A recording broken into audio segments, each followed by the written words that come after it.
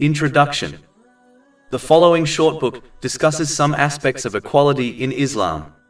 This discussion is based on chapter 4 and Nisa, verses 32 to 33 of the Holy Quran. And do not wish for that by which Allah has made some of you exceed others. For men is a share of what they have earned, and for women is a share of what they have earned.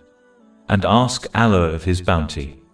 Indeed, Allah is ever of all things knowing. And for all we have made heirs to what is left by parents and relatives. And to those whom your oaths have bound to you, give them their share. Indeed, Allah is ever over all things a witness. One of the tests of life in this world is to remain patient when one observes others who are granted more worldly blessings than them. Chapter 25 Al-Furqan, verse 20. And we have made some of you people as trial for others. Will you have patience? And ever is your Lord seeing. And chapter 4 and Nisa, verse 32. And do not wish for that by which Allah has made some of you exceed others. In this case, a person must never adopt envy, as it is a major sin which directly changes the distribution of worldly blessings chosen by Allah, the Exalted. Instead, one must accept that Allah, the Exalted, grants each person what is best for them. Chapter 42 Ash-Shura, verse 27. And if Allah had extended excessively provision for His servants, they would have committed tyranny throughout the earth. But He sends it down in an amount which He wills. Indeed, He is of His servants aware and seeing. The person must also understand that peace of mind does not lie in obtaining more or specific worldly blessings. If this was true, then the rich and famous would have obtained the most peace of mind in this world, and this is clearly not the case. Peace of mind simply lies in correctly using the blessings one has been granted as outlined in Islamic teachings, whether this is a lot of worldly blessings or a little. This will ensure they obtain a balanced mental and physical state, and correctly place everything and everyone within their life, while adequately preparing for their accountability on the Day of Judgment. This behavior will therefore lead to peace of mind in both worlds. Chapter 4 and Nisa, verse 32. And do not wish for that by which Allah has made some of you exceed others. In reality, desiring more worldly blessings only increases one's test in this world, as it becomes harder to correctly use worldly blessings when one has been granted more. Therefore, one must strive to adopt a simple lifestyle so that they find it easier to obtain peace of mind through correctly using the blessings they have been granted. This is one of the reasons why the Holy Prophet Muhammad, peace and blessings be upon him, has advised in a hadith found in Sunan Ibn Majah, number 4118, that simplicity is a part of faith. Furthermore, in order to protect oneself from envying others, one should observe those who possess less worldly blessings than them. This has been advised in a hadith found in Sunan Ibn Majah, number 4142. This will ensure they adopt gratitude to Allah, the Exalted, for the blessings they have been granted. Gratitude in one's intention involves only acting in order to please Allah, the Exalted. Gratitude in one's speech involves speaking what is good or remaining silent. And gratitude in one's actions involves using the blessings one has been granted in ways pleasing to Allah, the Exalted, as outlined in the Holy Quran and the traditions of the Holy Prophet Muhammad, peace and blessings be upon him. The one who adopts gratitude in this way has been promised an increase in blessings, mercy and peace of mind in both worlds. Chapter 14 Ibrahim, verse 7. If you are grateful, I will surely increase you in favor. In addition, in order to ensure the world runs smoothly, Allah the Exalted had to grant different worldly blessings to each person.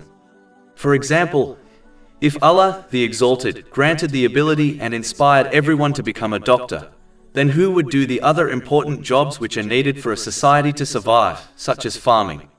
Each person has been equipped with specific skills and worldly blessings so that they fulfill their part in society, so that the world can move forward smoothly. This is in fact one of the signs within the world which indicates the presence of a creator. Chapter 43 Az-Zukhruf, verse 32. It is we who have apportioned among them their livelihood in the life of this world, and have raised some of them above others in degrees of rank, that they may make use of one another for service. Allah the Exalted then further encourages people to concentrate on correctly using the blessings they have been granted, so that they achieve peace of mind in both worlds, instead of wasting their energy and time on comparing themselves to others. Chapter 4 An-Nisa, verse 32. For men is a share of what they have earned, and for women is a share of what they have earned. Islam judges people based on a single criterion: how much they sincerely obey Allah, the Exalted. This involves using the blessings they have been granted in ways pleasing to Him, as outlined in the Holy Quran and the traditions of the Holy Prophet Muhammad, peace and blessings be upon him. Chapter 49 Al-Hujurat, verse 13. Indeed, the most noble of you in the sight of Allah is the most righteous of you. All other standards of judging the status of people have no value, such as gender, ethnicity and social class, and must be ignored by Muslims, otherwise it gives rise to racism and disunity amongst the Muslim nation.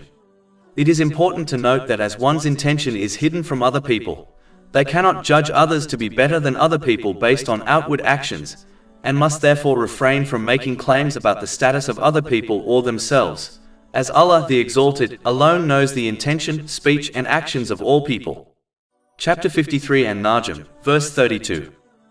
So do not claim yourselves to be pure, He is most knowing of who fears Him. Allah the Exalted then encourages those who desire good worldly things to seek them in the correct way. Chapter 4 An-Nisa, verse 32. And ask Allah of His bounty.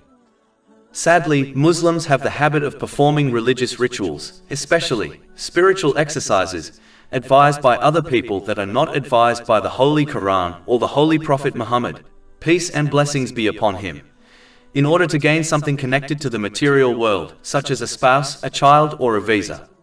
Even though asking for worldly things is not prohibited in Islam, yet when one's intention to perform religious rituals is solely based on worldly gain, or is prioritized over gaining religious blessings, such as peace of mind in both worlds, then it will lead to loss for them in both worlds, especially in the hereafter, as they did not prioritize the hereafter in their intention. Chapter 2 Al-Baqarah, verse 200.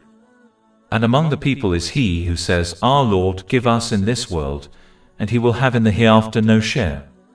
In addition, as indicated by this verse, when one asks for worldly things, they do so without knowing if it is good for them, as they lack knowledge and foresight to determine this.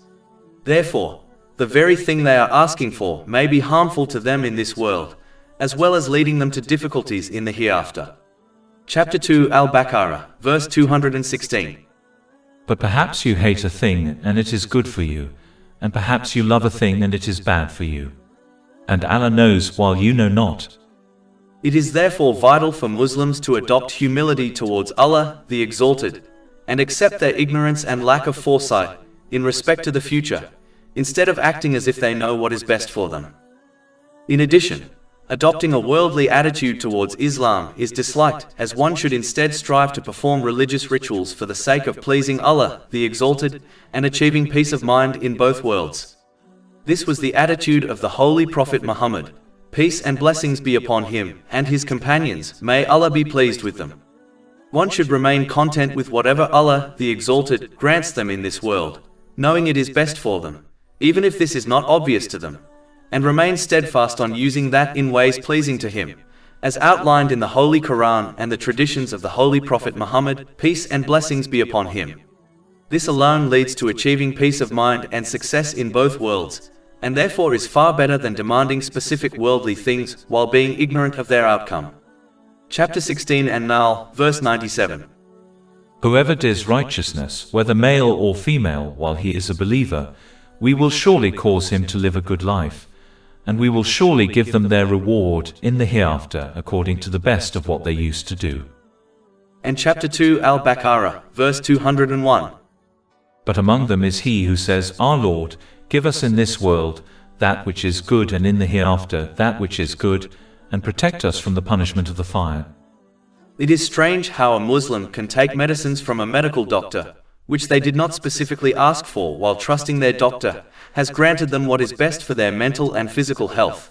Yet, they do not place this level of trust in Allah, the Exalted, as they demand specific things from Him, believing they know what is best for them, instead of trusting in His choices and decisions. A Muslim must therefore accept their lack of knowledge and foresight, and ask for general good things in this world and in the next, and leave the specifics to Allah, the Exalted, as He knows what is best for each person. This is why the good mentioned in verse 201 is general and not specific. The good mentioned in verse 201 is anything which one uses in ways pleasing to Allah, the Exalted, as outlined in Islamic teachings, as this alone leads to good in both worlds. Anything which is misused in vain or sinful ways will never be good for a person, and it will only become a source of stress, difficulties and trouble for them in both worlds, even if they experience moments of fun and entertainment, as Allah, the Exalted, controls their affairs, including their spiritual heart, the abode of peace of mind. Chapter 53 An-Najm, verse 43. And that it is He who makes one laugh and weep. And chapter 9 At-Tawbah, verse 82. So let them laugh a little, and then weep much as recompense for what they used to earn. And chapter 20 Taha, verses 124 to 126. And whoever turns away from my remembrance, indeed he will have a depressed, i.e., difficult life, and we will gather, i.e., raise him on the day of resurrection blind. He will say, My Lord, why have you raised me blind while I was once seeing? Allah will say, Thus did our signs come to you, and you forgot, i.e., disregarded them, and thus will you this day be forgotten. Chapter 4 An-Nisa, verse 32. For men is a share of what they have earned, and for women is a share of what they have earned. And ask Allah of His bounty. Another important thing to note is that this command to supplicate for the bounty of Allah, the Exalted, has been combined with sincerely obeying Him, by using the blessings one has been granted correctly as outlined in Islamic teachings. Similarly, every supplication in the Holy Quran and in the established traditions of the Holy Prophet Muhammad, peace and blessings be upon him, is connected to acts of obedience. In addition, every supplication in the Holy Quran was performed by someone who was dedicated to acts of obedience. They strived throughout their life in using the blessings they had been granted in ways pleasing to Allah, the Exalted.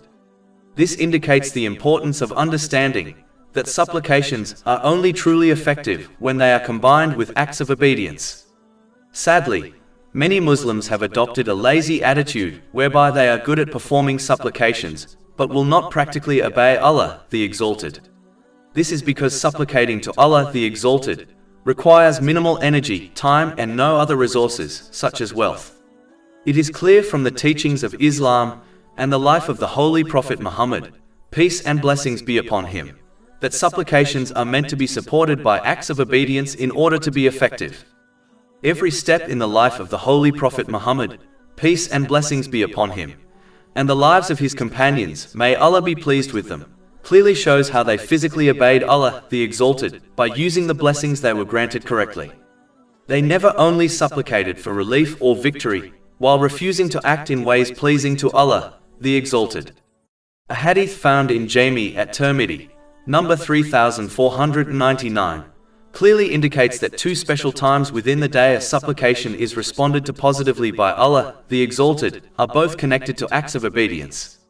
The first time is directly after the obligatory prayers, and the second is in the last part of night, when one should be performing the voluntary night prayer. In addition, the following verse clearly shows that supplications must be supported by acts of obedience in order to be complete and effective. Chapter 35 Fatir, verse 10. To him ascends good speech, and righteous work raises it. Failing to understand that supplications must be supported by physical acts of obedience to Allah, the Exalted, is a major reason why the state of Muslims does not change in a positive way, as one must change their intention, speech and actions in order to create a positive change in their life. Chapter 13 Ar-Ra'd, verse 11. Indeed, Allah will not change the condition of a people until they change what is in themselves. In addition, one must use the resources available to them, such as their energy, in order to create positive change within their lives, and they cannot rely solely on supplications. For example, the person facing marriage issues with their spouse must take practical steps to resolve the issues and couple this with supplications to Allah, the Exalted, for help. They cannot behave in a lazy manner by avoiding practically taking steps to resolve the issues they are facing, while relying only on their supplications to Allah, the Exalted. As already explained, this passive and incorrect attitude contradicts the teachings of Islam. Chapter 4 An-Nisa, verse 32. And ask Allah of His bounty. A part of accepting Allah, the Exalted, as one's Lord, and accepting their servanthood to Him, is to understand that as Allah, the Exalted, knows all things, He alone knows what is best for them, and will therefore decide what to grant them and what to withhold from them. Chapter 4 An-Nisa, verse 32. Indeed, Allah is ever of all things knowing. The one who accepts this reality will accept the choices of Allah, the Exalted, and therefore remain patient and grateful at all times, whether they obtain their lawful worldly desires or not. Gratitude in one's intentions means acting solely to earn the pleasure of Allah, the Exalted. When it comes to one's speech, gratitude is expressed through kind words or by choosing silence when necessary. In terms of one's actions, gratitude involves utilizing the blessings they have been granted in ways that align with what Allah, the Exalted, has instructed in the Holy Quran and the traditions of the Holy Prophet Muhammad, peace and blessings be upon him. In addition, patience involves avoiding complaining with one's speech or actions, and remaining firm on the obedience of Allah, the Exalted, believing He only chooses what is best for them, even if this is not obvious to them. Chapter 2 Al-Baqarah, verse 216. But perhaps you hate a thing and it is good for you, and perhaps you love a thing and it is bad for you. And Allah knows while you know not. Therefore, the one who acts in the correct way in every situation will have the constant support and mercy of Allah, the Exalted, which in turn leads to peace of mind in both worlds. This has been advised in a hadith found in Sahih Muslim, number 7500. After discussing the worldly blessings one is granted in this world, Allah, the Exalted, then mentions leaving these worldly blessings behind as an inheritance to others. Chapter 4 An-Nisa, verse 33. And for all we have made heirs to what is left by parents and relatives. It was and still is common practice to wrong others by creating wills which aim to remove certain people, especially relatives, from being an heir. So Allah, the Exalted, corrects this wrong attitude many times in the Holy Quran by allocating the exact shares the heirs of the deceased gets. The main verses under discussion were initially revealed, and more specific and detailed verses regarding inheritance were revealed afterwards, which further clarified the exact shares the inheritors receive. It is important to understand that as people are biased, they will not be able to distribute their inheritance in a fair manner. The only one who can fairly distribute blessings while knowing what is best for each person is Allah, the Exalted. In addition, as all the worldly blessings a person possesses, such as wealth, has been created and granted by none other than Allah, the Exalted, He alone has the right to choose who inherits from a person and what their share should be. Therefore, a person has no right to question the inheritance procedure set by Islam, as the worldly things they possess do not belong to them. In addition, the distribution of the inheritance Allah, the Exalted, commands is fair as each person receives a share according to their responsibilities. Chapter 4 An-Nisa, verse 11.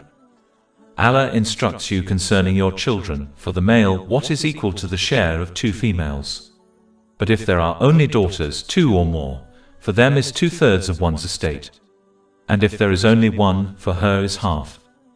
The father is accountable for the daily expenses of his unmarried daughter, while a husband takes on this responsibility for his wife. In the event of the father's passing, a brother is tasked with these expenses for his unmarried sister. In exceptional situations where a woman lacks a father, brother, or husband to support her financially, she must receive assistance from her other close relatives. If no close relatives are available, the Islamic government is obligated to cover her expenses. Should she reside in a non-Islamic state, the Muslims in her community are required to help her, even if she is not related to them. Consequently, Allah, the Exalted, has allocated a larger share of inheritance to men due to their greater financial responsibilities compared to women. Just as 2 employees in the same company do not receive equal pay because their responsibilities differ, it would be unjust to provide men and women with equal inheritance shares when their financial obligations are not the same. Furthermore, if a woman opts to contribute to household expenses, she will be rewarded for her efforts. However, the law of Allah, the Exalted, regarding her inheritance share remains unchanged, as her contribution was voluntary. If she was compelled to contribute to household expenses by people, The inheritance law is not at fault, and she will be rewarded by Allah the Exalted in both worlds, provided she remains patient, but the inheritance law will not be altered for her. Since Allah the Exalted is the Lord and the woman is His servant, He will compensate her in the best way possible, but the inheritance law will not be modified for her. If she genuinely believes in Allah the Exalted, she will humbly accept His decision. It is crucial to remember that before Islam, women were viewed as property that could be inherited by others, and the idea of them inheriting was considered ridiculous. Islam put an end to this unfair practice, and granted them a mandatory portion of the inheritance. Chapter 4 An-Nisa, verse 33. And for all we have made heirs to what is left by parents and relatives. Generally speaking, this indicates the importance of fulfilling the rights of others. Both aspects of Islam must be fulfilled in order to obtain peace of mind and success in both worlds. The first aspect is fulfilling the rights of Allah the Exalted, such as the 5 daily obligatory prayers. The second aspect is fulfilling the rights of people, such as ensuring one's inheritance is distributed according to Islamic law to their best of their ability. Sadly, it is common practice for many Muslims to strive in fulfilling the rights of Allah the Exalted while neglecting the rights of people, believing they will achieve success in this manner, as they wrongfully believe Allah the Exalted does not care about the rights of others. It is important to understand that any wealth or other worldly things which are obtained in an unlawful way will only become a curse for its bearer, as all the good actions they perform with those unlawfully acquired things will be rejected by Allah the Exalted, and only increase their sins and punishment in both worlds if they fail to sincerely repent. This is because the outward foundation of Islam is earning and utilizing the lawful, just like the inward foundation of Islam is one's intention. If one's foundation is corrupt, then anything that comes from it will be corrupt and therefore rejected by Allah the Exalted, even if they are good deeds. It does not take a scholar to conclude the outcome of the one who behaves in this manner on Judgment Day.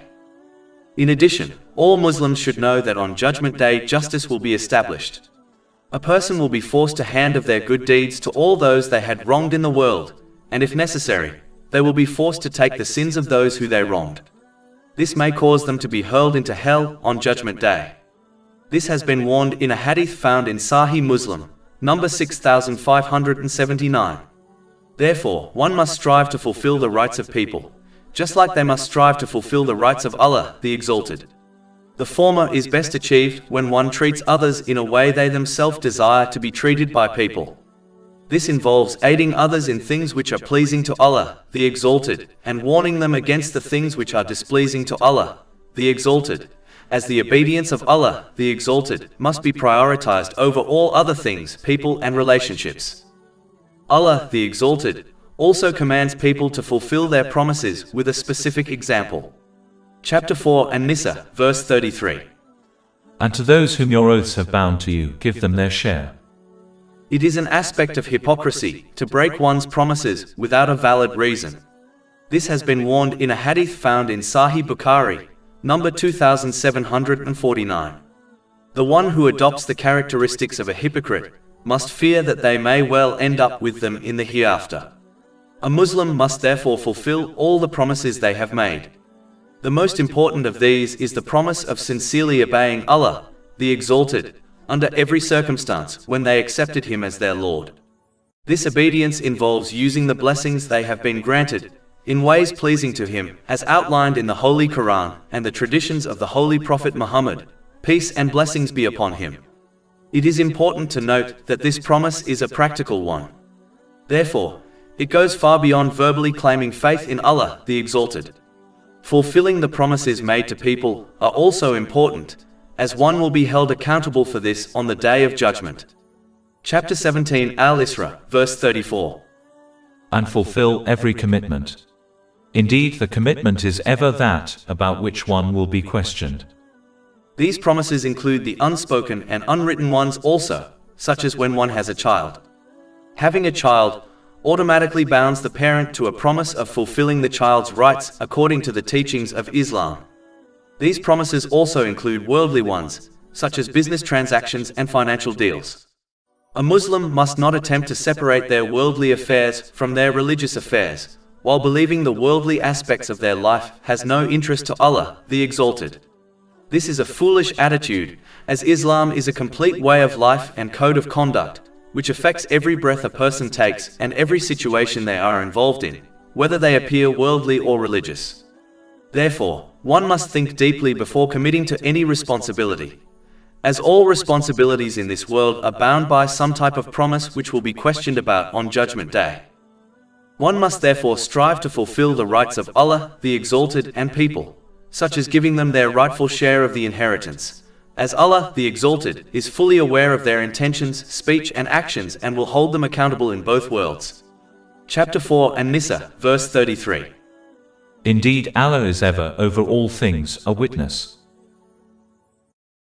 Over 500 free ebooks, audiobooks, infographics, podcasts and blogs available on our website, www.shaykhpod.com.